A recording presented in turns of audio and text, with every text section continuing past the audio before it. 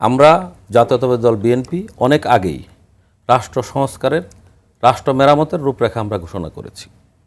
আমাদের নেত্রী দেশনেত্রী বেগম খালেদা জিয়ার নেতৃত্বে, আমাদের নেতা দেশনায়ক তারেক রহমানের নেতৃত্বে যে সংস্কার, আগামী দিনের বাংলাদেশ কীভাবে পরিচালিত হবে সেই সংস্কারের ৩১ দফা আমরা দিয়েছি। সেই ৩১ দফায় কিভাবে একটি রাষ্ট্র চলবে, এই রাষ্ট্রের প্রতিটি প্রতিষ্ঠান তার কী কী দায়িত্ব পালন করবে, সেই বিষয়গুলো সুস্পষ্টভাবে আমাদের ব্যাখ্যা দেওয়া আছে। ইতিমধ্যেই আমরা এই যে আজকে যে প্রসঙ্গগুলো আসছে, তরুণ সমাজ তারা বৈষম্য বিরোধী আন্দোলনের মাধ্যমে যেই পরিবর্তন হয়েছে, এই বৈষম্য বিরোধী আন্দোলনের যে পরিবর্তন, এই পরিবর্তনের সাথে কিন্তু বিগত ১৫ বছরের বিএনপির দীর্ঘদিনের আন্দোলন সংগ্রাম, বিএনপির দীর্ঘদিনের বিএনপির নেতাকর্মীদের নির্যাতন, তাদের জীবন দেয়া, তাদের কারাবরণ, আমাদের নেত্রীর কারাবরণ, সব কিছুর যোগফল বাংলাদেশের মানুষকে চিনিয়ে দেয়া যে এটা স্বৈরাচার, বাংলাদেশের কোনো প্রতিষ্ঠান নাই, বাংলাদেশ দুর্নীতিগ্রস্ত, সব কিছুকে আমরা নিজেরা নিজেদের দলের নেতাকর্মীদের জীবন দিয়ে মানুষের ভেতরে প্রতিষ্ঠা করার কারণেই কিন্তু এই বৈষম্য বিরোধী আন্দোলনকে কেন্দ্র করে এই জনবিস্ফোরণ এবং ছাত্র জনতার, রাজনৈতিক সকল দলের, এই আওয়ামী দুঃশাসক স্বৈরাচার বাদে সকলের সম্মিলনেই কিন্তু এই গণ আন্দোলন একটি স্বৈরাচারের পতন হয়েছে। এই স্বৈরাচারের পতন শুধু এমন না যে কালকে এই ২ মাস আগে বৈষম্য বিরোধী ছাত্র আন্দোলনের তারা ঘোষণা করেছে ২ মাসের মধ্যেই সরকারের পতন হয়েছে।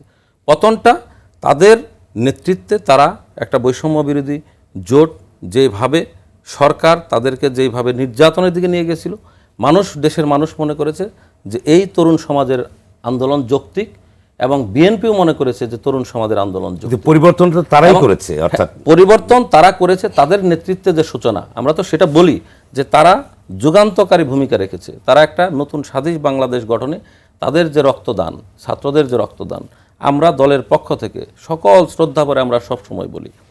কিন্তু আমরা যে জিনিসটা বলতে চাই সেটা হলো যে এই যে সংস্কারের প্রশ্ন, সমন্বয় খান মাসুদ যেটা বলছে যে বিশ্বাস অবিশ্বাসের প্রশ্ন, এখানে বিশ্বাস অবিশ্বাসের প্রশ্ন নাই। একটি দেশ পরিচালিত হবে রাজনৈতিক দলের মাধ্যমে, একটি দেশ পরিচালিত হবে জনগণের আস্থায়, জনগণের ভোটের মাধ্যমে, নির্বাচিত সরকারের মাধ্যমে। এবং আমরা সেদিকে যাওয়ার জন্যেই যে স্বৈরাচার বাংলাদেশকে একটি অনির্বাচিতভাবে দখল করে, রাতের ভোট করে যে দখলবাজি করেছিল, সেখান থেকেই ছাত্ররা নেতৃত্ব দিয়ে সকলের সহযোগিতায় স্বৈরাচারের পতন হয়েছে। এখন এই সরকার সকলের আন্দোলনের ফসল। আমরা যেটা মনে করি যে এই সরকার একটি যৌক্তিক সময়ে তাদের যতটুকু কাজ, যে সংস্কার প্রয়োজন সংস্কার করবে, এবং ইতিমধ্যে আমরা কিন্তু সংস্কারের রূপরেখা দিয়েই রেখেছি। আমাদের নেতা দেশনায়ক তারেক রহমান ইতিমধ্যেই তিনি গতকালও বলেছেন যে আমরা যদি নির্বাচনের মাধ্যমে সরকার গঠন করতে পারি, এই দেশে আবার তত্ত্বাবধায়ক সরকার প্রতিষ্ঠা করব। তা আমরা তো এটা বলছি না যে ক্ষমতায় আসলে আমরা আবার সেই যে প্রসঙ্গটি নিয়ে আসছে মাসুদ, সেটা হচ্ছে যে এই ক্ষমতার পর, পরিবর্তনের পরে কিন্তু বিএনপি অর্থাৎ তৃণমূল পর্যায়ে কিন্তু দ্বন্দ্ব সংঘাত, যেটিও বলবার চেষ্টা করেছে, লেগে আছেই। অর্থাৎ নানা রকম দখল চাঁদে বজির কাছে, যদিও এই ব্যাপারে আপনাদের দলের উপর থেকে কিন্তু একটা কড়া নির্দেশনা রয়েছে, তারপরে যে ঘটনাগুলো ঘটছে বলেই সেই কথা বলেছে, মিসট্রাস্টের কথা। সেটি একটা আলাদা পার্ট, এটি একটা আলাদা পার্ট। সেই মিসট্রাস্টটা হচ্ছে যে যেই ঘটনাগুলো, ছোটোখাটো ঘটনাগুলো ঘটছে, একটি রাজনৈতিক দলের, আমাদের বিএনপি বৃহৎ একটি দল, দীর্ঘদিনের এই যে আওয়ামী নির্যাতন, এই নির্যাতনের পরে দেখা গেল এমন হয়েছে গ্রামের মানুষ, আমরা তো গ্রামে রাজনীতি করি, একটা পারিবারিক দ্বন্দ্ব ছিল আওয়ামী লীগ আমলে, এখন সে বিএনপি করে, ওই দ্বন্দ্বের ফসল হিসাবে দেখা গেল সে একটা কাজ করছে, ওটা নিউজ হয়ে যাচ্ছে, বিএনপির নেতাকর্মীরা করছে। কিন্তু যেটা রিপোর্টেড, যেখানে আমরা দেখছি যে হ্যাঁ বিএনপির নেতাকর্মী জড়িত, আমাদের দলের হাইকমান্ড থেকে কিন্তু কেন্দ্রীয় নেতা থেকে আরম্ভ করে তৃণমূল পর্যন্ত কাউকে মিনিমাম কোনো ছাড় দেওয়া হচ্ছে না। এবং আপনি দেখবেন নট অনলি বহিষ্কারের সাথে সাথে আমাদের দলের পক্ষ থেকে মামলা করেছে, এটা বাংলাদেশের ইতিহাসে নাই। একজন এমপি প্রার্থী ছিলেন, তার বিরুদ্ধে দলের পক্ষ থেকে দলের একজন দায়িত্বশীল নেতা গিয়ে তার বিরুদ্ধে মামলা করা হয়েছে, এটা বাংলাদেশের ইতিহাসে কোনোদিন ছিল না। এটা প্রতিষ্ঠা করেছিলেন কে? করেছেন কে? দেশনায়ক তারেক রহমান।